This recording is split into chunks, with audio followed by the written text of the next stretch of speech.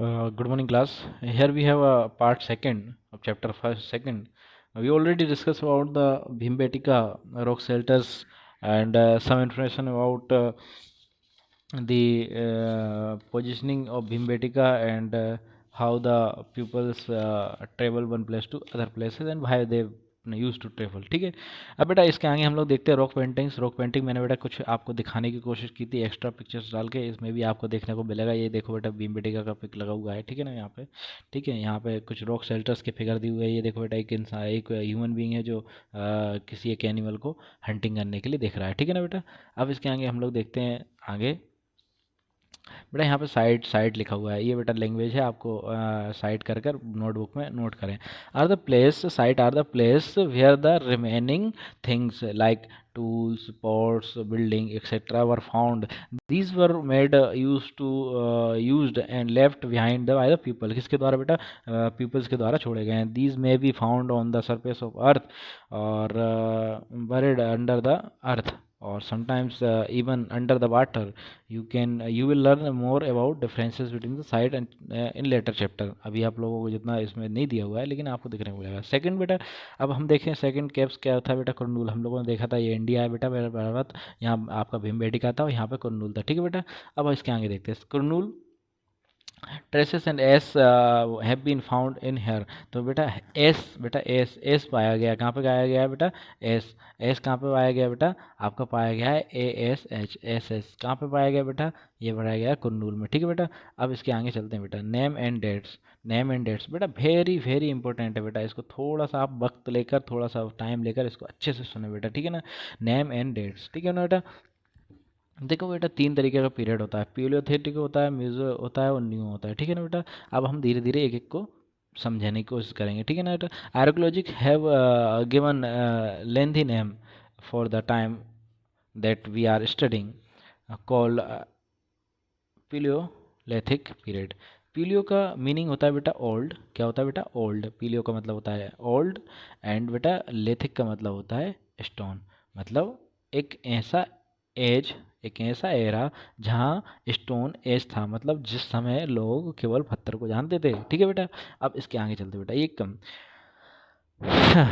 the name point to be importance find out the stone tools and the Paleolithic period extended 2 million year about 12. तो बेटा कहाँ से था बेटा? 2 million to 12,000 year ago. तो ये बेटा कौन सा हो गया? Palaeolithic period. फिर इसके बाद आता है बेटा कौन सा? The long stretch of time divided into two parts middle and upper. तो इसको भी हम लोग पेलियोलिथिक को भी किसमें बेटा? मिडिल अपर और लोअर तीन स्टेज में डिवाइड करते हैं.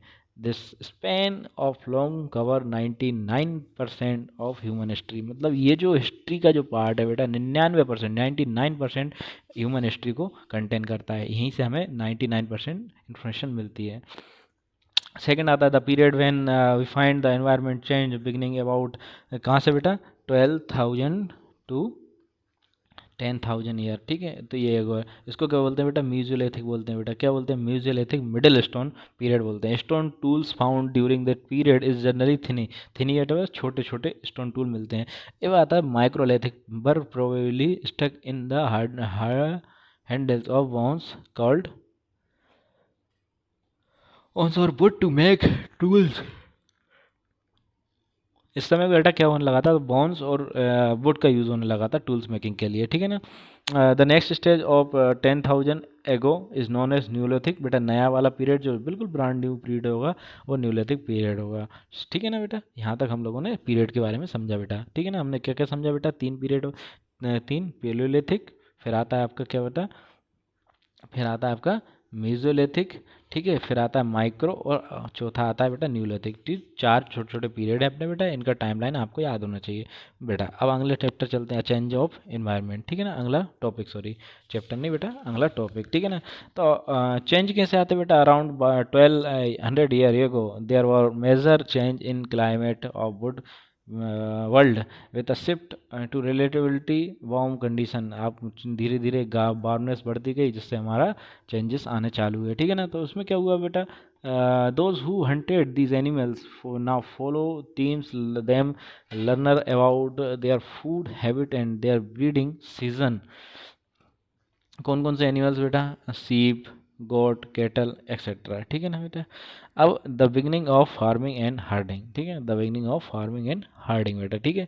अब इसमें क्या है बेटा हमारे पास, जैसे कि क्या शुरुआत में जो कैसे उन लोगों ने फार्मिंग करना चालू किया, तो उसके लिए हम लोग देखेंगे इसमें कि people could also attract, sorry, this was also a time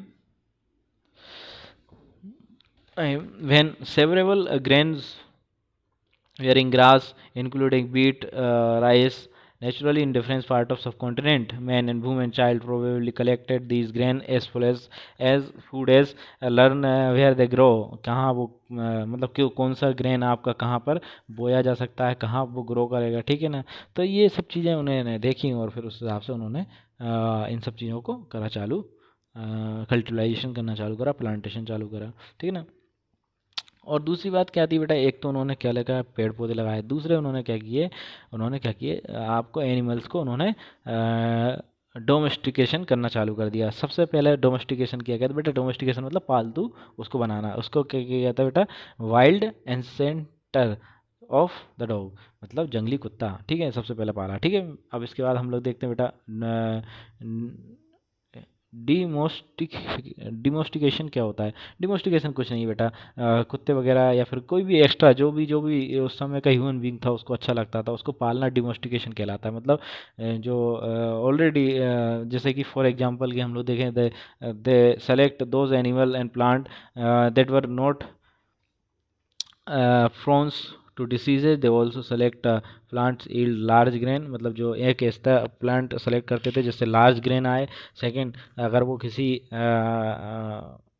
strong मतलब एनिमल्स वगैरह खुले रहे थे वो जो उनके काम आए, ठीक है ना। जैसे कि आप लोगों ने अभी उदाहरण देखा, तो पहला कुत्ता था, तो नॉर्मली ये कुत्ता वफादार होता है, इसलिए उन्होंने अडोप्ट करना चालू किया, ठीक है बेटा।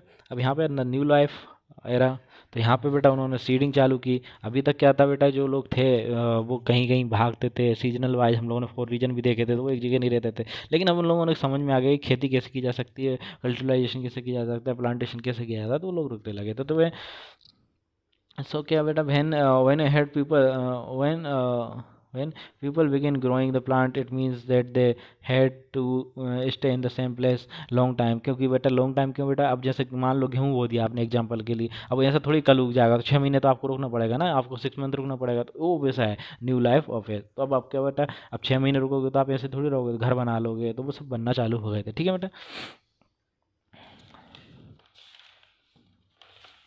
यहाँ पे बेटा वही लिखा हुआ है कि उन्होंने पहले ग्रेन्स वगैरह को स्टोर करना चालू करा, गैदर करना चालू किया।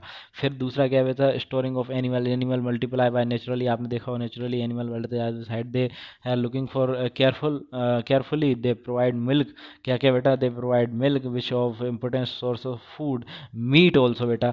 जो भी पहले उस समय डी डिमोस्टिकेशन किया जाता था, तो ये सोच के किया जाता था कि मान लो ये कुत्ते को हम लोगों ने खिलाया है या फिर एक्स वाई जेड किसी भी एनिमल्स को उन्होंने खिलाया है, तो ये क्या हम इसको मार के बाद में खा पाएंगे कि नहीं खा पाएंगे, जैसे आपने, तो ये उनका उस समय का वो रहता था कल्चर, ठीक है ना बेटा। अब हम आते हैं इसके आगे हम लोग बेटा नेक्स्ट वीडियो में पढ़ेंगे। Thank you.